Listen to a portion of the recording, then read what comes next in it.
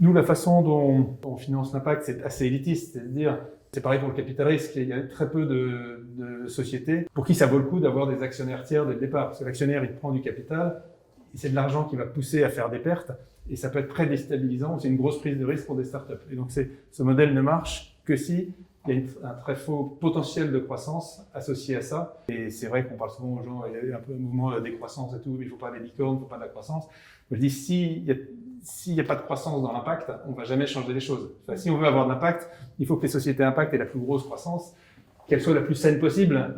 Et in fine, il y a deux écueils qu'il faut éviter. C'est l'impact un peu idéaliste, qui dit, attends, moi je parle pas d'argent, un peu bisounours, mais du coup qui, faute de se donner l'exigence et les moyens de réussir, reste petit et n'a pas d'impact. Et puis le cynique qui se dit, attends, moi j'ai bien compris qu'il y avait un bon business impact à faire en capitalisant sur une image impact, je vais gagner beaucoup d'argent. Et là, pour nous, fonds, c'est un peu dramatique parce qu'on risque de jeter le discrédit sur l'ensemble du secteur, sur nos investisseurs. Si en tant que fonds impact, nos investisseurs disent, ouais, c'est bien, vous avez fait plein de profits, alors votre impact, il est quand même inexistant. On sert à rien, autant aller acheter un fonds de capital risque classique.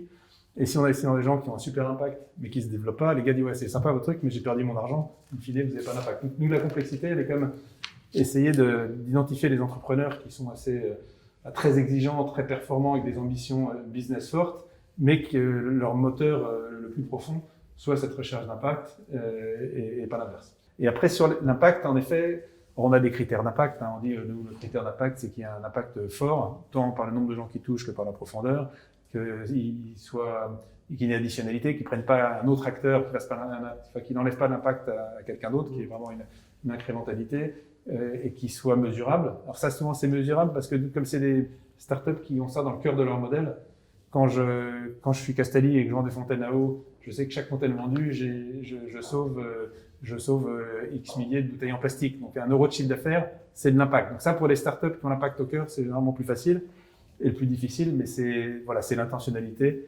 C'est est-ce que c'est le dirigeant, par son histoire, par ses valeurs, par la cohérence de son parcours, et par sa force de conviction et les références qu'on prend, a vraiment l'impact chevillé au corps. Et est-ce que c'est ça qui fait qu'il se réveille le matin et que le reste est au service de son impact, que le modèle économique, ses capacités de manager sont un moyen d'avoir le plus d'impact possible et pas l'inverse. Ce qu'on voit dans l'impact, c'est que c'est là où c'est compliqué.